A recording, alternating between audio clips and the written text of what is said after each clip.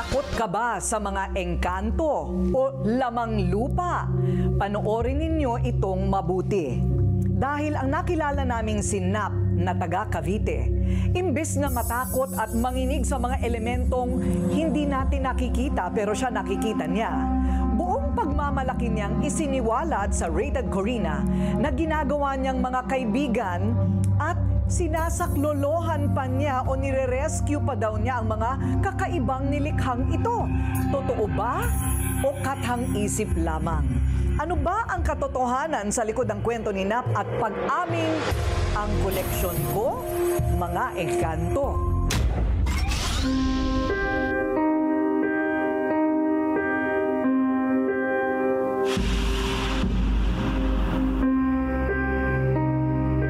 Dito sa bayan ng Bacoor sa Cavite, nakilala namin ang 46 years old na si Nap, isang psychic at paranormal expert.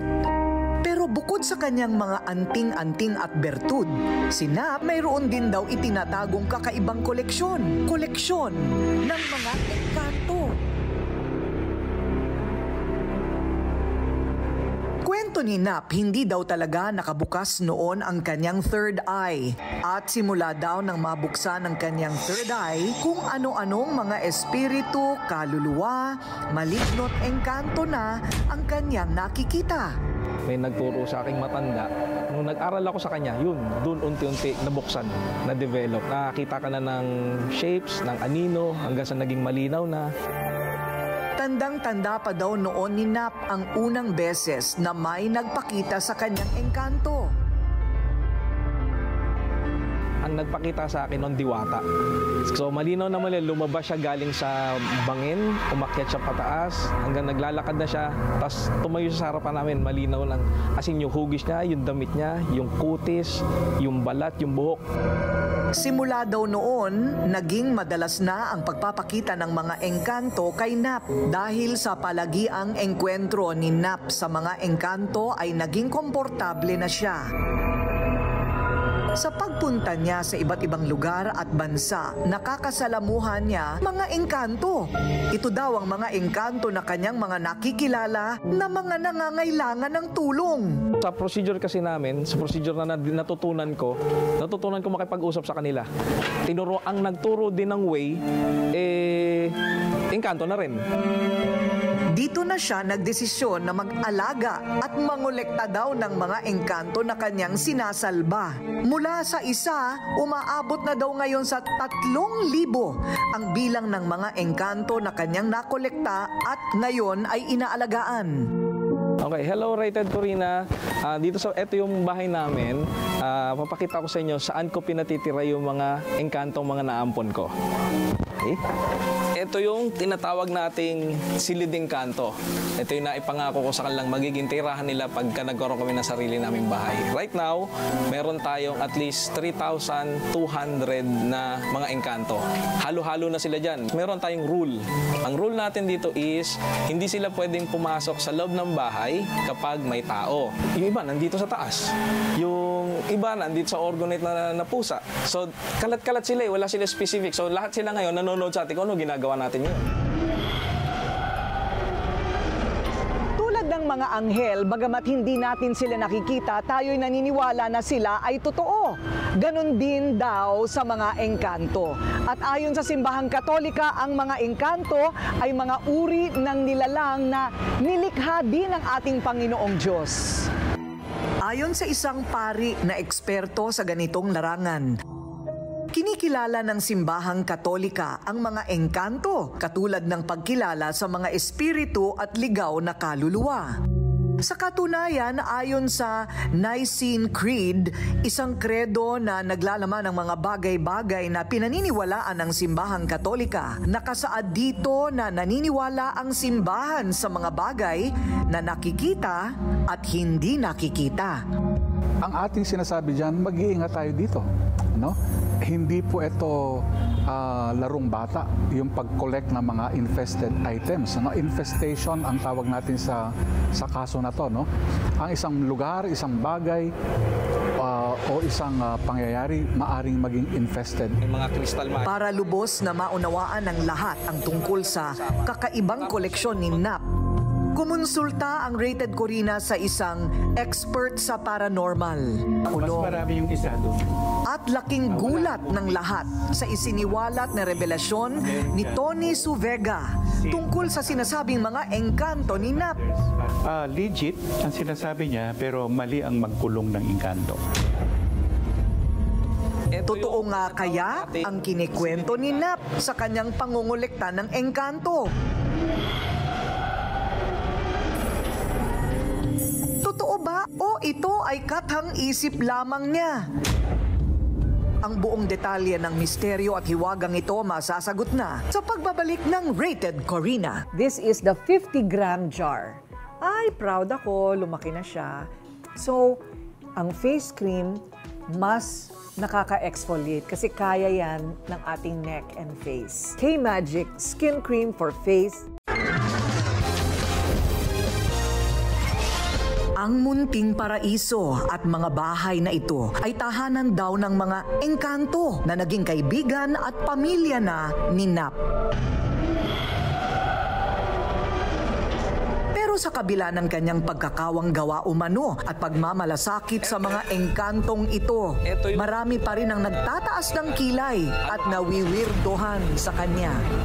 Totoo nga ba ang komunidad ng mga engkanto na kanyang nakolekta daw? Parang sa panahon ngayon, hindi na uso ngayon yung kwento na lang na matatanda ngayon yun, engkanto. Sabi nila, may nakita na daw sila engkanto. Ako, hindi ako naniniwala hanggat hindi ko nakikita. To see is to believe kasi. Para masagot ang lahat ng pag-aalinlangan, isa pa ring opinyon ang isinangguni ng Rated Corina sa isang kilalang paranormal expert, si Tony Suvega. Legit nga ba Silid engkanto. ang sinasabing koleksyon umano ni Nap ng mga engkanto? Naniniwala po kayo? Naniniwala ako. Paano? Pero mali. Oo, pero mali. Bakit? Hindi ka dapat nanguhuli ng engkanto. May sariling buhay. So meron po tayong mga larawan dito. Ano po? Ito po yung sinasabi na lugar kung saan ikinukulong dahil sa pag-aalaga. Diyan walang engkanto. Oo, dito wala. Diyan. Anghel lang nandyan. Dito walang engkanto. Healer na anghel. Healer na anghel. Diyan meron. Dito meron. So nakikita Pero ninyo. hindi, sabihin na lang natin, categorically, mga ano sila, mga gnome. Doon sa may gold.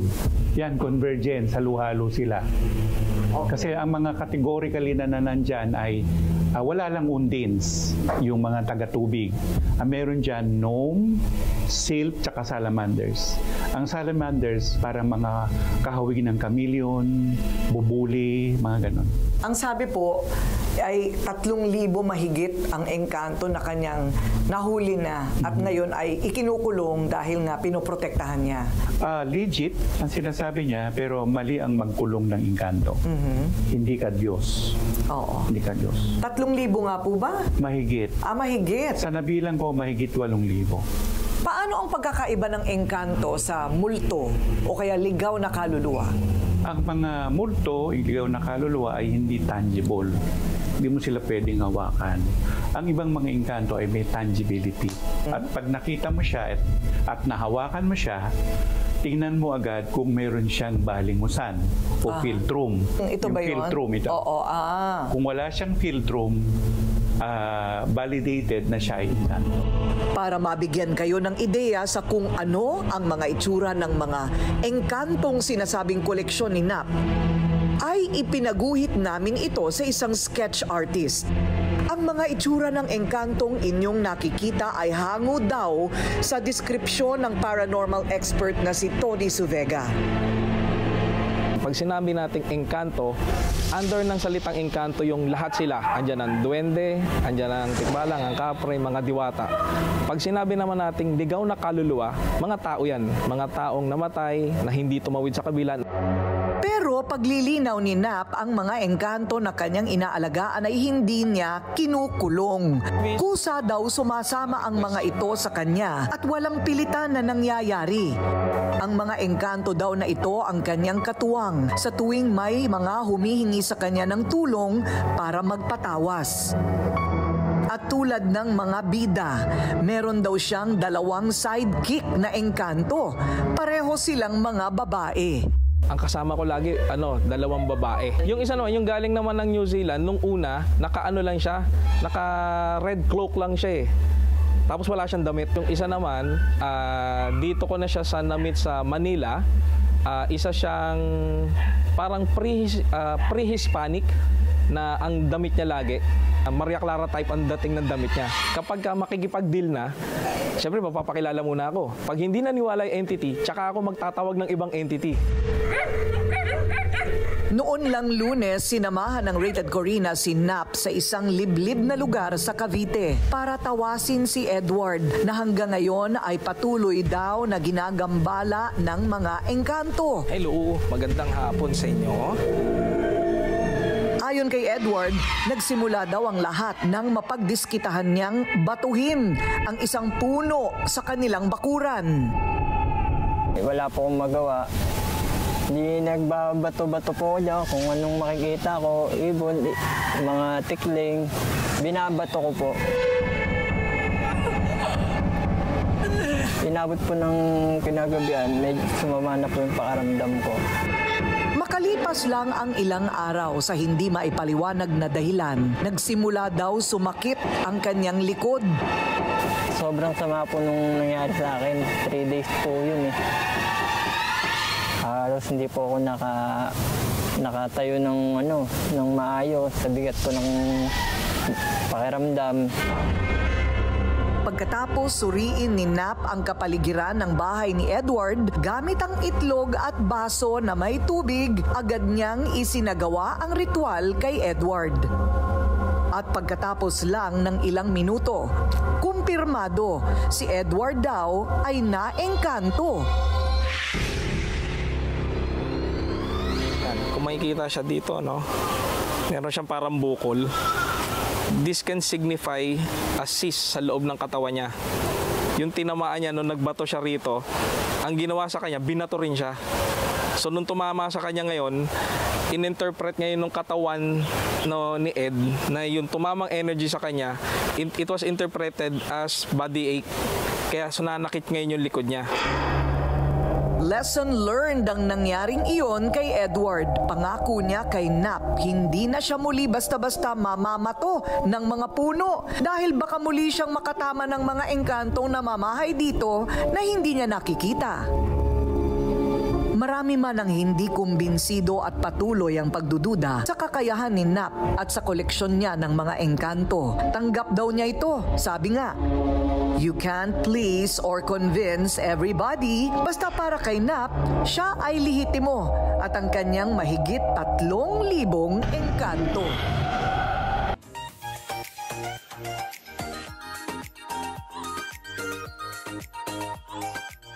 Makeup tayo ng makeup, makeup ng makeup.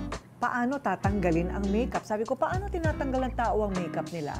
Ito ginawa ko kasi araw-araw ako halos naka-makeup sa TV Patrol, di ba? Sa aking mga show.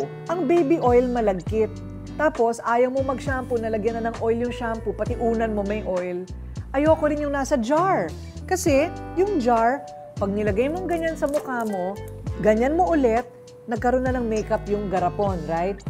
Kadiri. Ito, very hygienic and has vitamins and is also lightening on the skin. It's a tube and it's called Take It Off. Matatanggal lahat. Pati problema nyo matatanggal. Namomroblema tayo sa maduming balat, ito tanggal lahat. Okay?